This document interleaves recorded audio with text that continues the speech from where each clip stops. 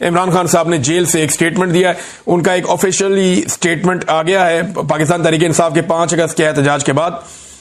उन्होंने कहा जी, जुल्म और जबर के बदतरीन दौर में 5 अगस्त की कॉल पर पाकिस्तानी कौम का बड़ी तादाद में निकलकर एहतजाज रिकॉर्ड करवाना न सिर्फ काबिल तारीफ है, बल्कि मुल्क पर छाई जुल्म की अंधेरी रात में तुलुए सहर की नवीद है। अवाम ने जैसे तमाम तर फस्तायत के बावजूद कल सड़कों पर निकलकर अपनी आईनी हुकूक के लिए एहतजाज रिकॉर्ड करवाया, वो काबिल तहसीन था। मैं बिलखसूस पंजाब की अवाम को खराज तहसीन पेश करता हूं, जिन्होंने छापों और गिरफ्तारियों के बावजूद खौफ के सब बुतों को तोड़ दिया। सिंध, बलूचिस्तान, गिलगित बल्तिस्तान, आजाद कश्मीर, पंजाब और खैबर पख्तूनख्वा की अवाम जिस तादाद में 5 अगस्त को मुल्क गिर एहतजाज में शामिल हुए, वो शाबाश के मुस्तहिक हैं। लीडरशिप पर प्रेशर के बावजूद भरपूर मुल्क गिर एहतजाज अवामी शऊर और बेदारी का शानदार मजहर है।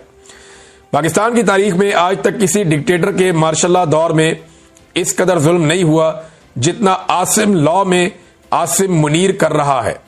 मौजूदा दौर का मवाजना न सिर्फ याया खान के दौर से किया जा सकता है, जब अवामी राय को रौंदने की गर्ज से मुजीबुर रहमान की पार्टी और अवाम पर फस्तायत के पहाड़ तोड़े गए और महज अपने इक्तदार के लिए मुल्क को 2 लख्त कर दिया गया था।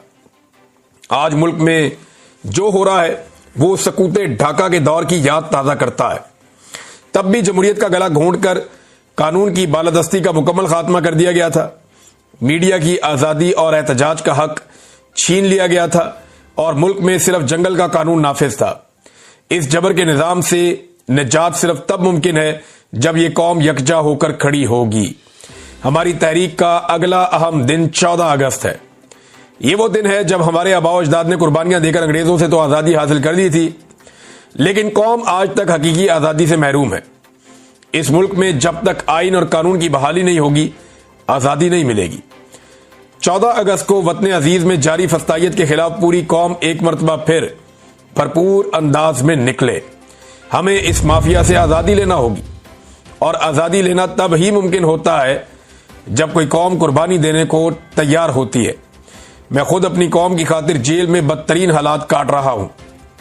यहां मौजूद कैदी भी एतराफ करते हैं कि ऐसा सलूक तो किसी आम कैदी के साथ भी नहीं होता, जैसा कि मेरे साथ किया जा रहा है। मुझे तोड़ने की नाकाम कोशिश में मेरी अहलिया बुशरा बेगम को भी बदतरीन हालात में रखा जा रहा है, मगर मैं फिर भी आइन और कानून की बालादस्ती और जमहूरियत की बहाली के लिए कुर्बानी दे रहा हूं। हकीकी आजादी हासिल करने के लिए हम सबको मिलकर कुर्बानी देना होगी। मैं इस डाकू डफर अलायंस के आगे कभी नहीं झुकूंगा और आसिम ला को कभी भी तस्लीम नहीं करूंगा। मुझे सारी जिंदगी भी जेल में रहना पड़े, मैं उसके लिए तैयार हूं। अच्छा, एक बात याद रखें, इमरान खान साहब फौज के बारे में कोई बात नहीं करते। वो फौज को बुरा नहीं कह रहे, बल्कि वो कई दफा कहते हैं कि मुल्क भी मेरा, फौज भी मेरी।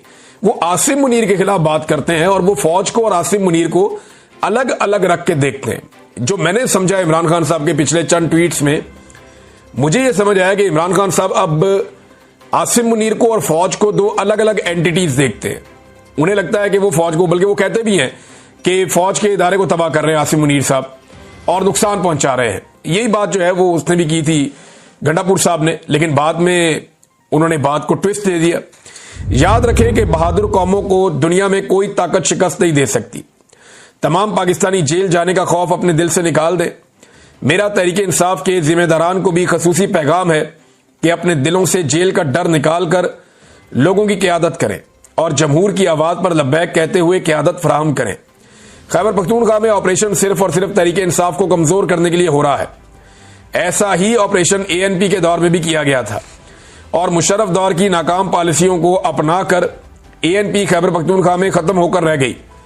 मेरा हमेशा यह मौक़िफ़ रहा है कि फौजी ऑपरेशन किसी मसले का हल नहीं होता, बल्कि इससे दहशतगर्दी, नफरत और तबाही मजीद फैलती है। कबायली इलाकों में कोई नया ऑपरेशन हरगिज नहीं होना चाहिए।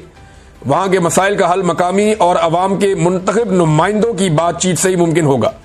सिर्फ अफगानिस्तान से रद्द-ए-अमल की उम्मीद में अफगान मुहाजिरीन को जिस बेदर्दी से बेदखल किया गया, वो भी अफसोसनाक है। अफगानिस्तान से कोई रद्द-ए-अमल नहीं आया तो अपने ही लोगों पर बंदूक उठाकर हालात खराब करने की अफसोसनाक कोशिश की जा रही है।